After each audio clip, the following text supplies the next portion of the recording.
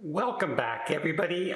I am doing a solo video today for movie related, and Mark's off in Toronto watching a baseball game.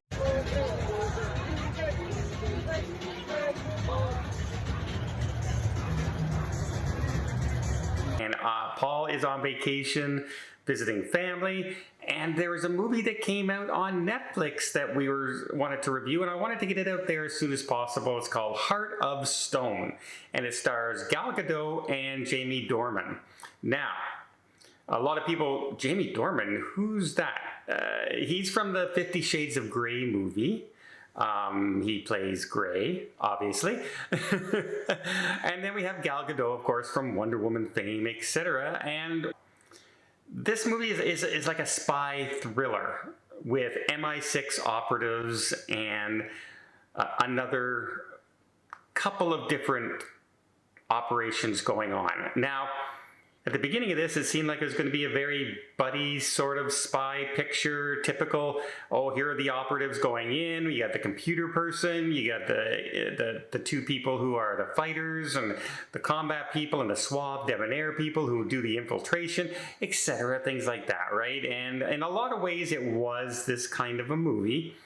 However, it did throw in some curveballs. Now, there were two different ways they could have done this plot. And at first, I'm looking at the plot and I'm listening to it, and I'm going, oh, I kind of like that, because Gal Gadot's character is not the main expert in everything. She's not the combat spy. She's one of the people in the background. And, you know, she has to go on this mission, and they say, no, you stay in the van, you're that person. And I said, hey, the star of the show, the main star of this show isn't the main action star. I was kind of on board with that. But then they changed it up, but they changed it up in such a way where I was okay with the change. Because this story kind of has a lot of plot twists in it. And I really thought, hey, that caught me off guard. Wasn't expecting that. Wasn't expecting this. And it really plays against the tropes that are out there for a lot of these action pictures, right? Big rescue of the other people, and I reveal who I am finally, and blah, blah, blah, and things happen anyway. It really was enjoyable to watch a screenplay that caught me off guard on a Netflix show. So yes, I did enjoy this. Gal Gadot does an admirable job. Jamie Dornan does an actual really good job. This is the first thing I've seen him in other than 50 Shades of Grey. So it was nice to see him have a little bit of acting now. His character does go one-dimensional after a while, which I was disappointed with. And then there are some CGI effects. And the CGI is not good. It's not good. It really isn't. I can probably make these CGI effects on my Adobe After Effects on my personal computer at home.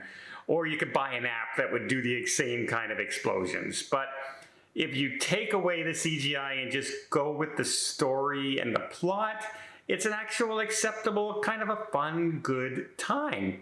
I really did kind of enjoy this movie. Now, it doesn't help that, you know, it's Gal Gadot. I kind of have a little crush on Gal Gadot ever since Wonder Woman. You know, I watched all of her interviews building up to it because I was worried a lot of people didn't know who she was, and she wasn't going to be a good Wonder Woman, and etc. And I liked her personality. She rolled with all those people who were saying she wasn't built like Wonder Woman, or she couldn't do this, or she couldn't act, and all this. And she just rolled with it, went with it, and played with it, and had fun with it, and joked about it. And that drew me to the, you know, to her personality. I enjoyed the personality of Gal Gadot, and so I kind of liked her as an actress. If you like a person's personality, you tend to look favorable on them as an actor. Well, she's got me that way, and I enjoyed her in this film. It's not a typical role for her. It's more action-oriented, and I think she did a pretty admirable job. I also like the fact that people get beat up in this. The stars get beat up in this. They get hurt in this. They get knocked out in this. You know, you see a a 120-pound woman going up against a 240-pound professional bodyguard. She might get a couple shots in with her quickness and her speed, but if he gets a hold of her, he's going to take her and throw her around. And it happens in this movie. So it's a lot more realistic fighting than in a lot of the action where they just quickly take people out. And some of the only reason that you can see, you know, a smaller person take out a larger person is because they catch them off guard, right? They get that first hit where it kind of blinds them if they're caught in a spot.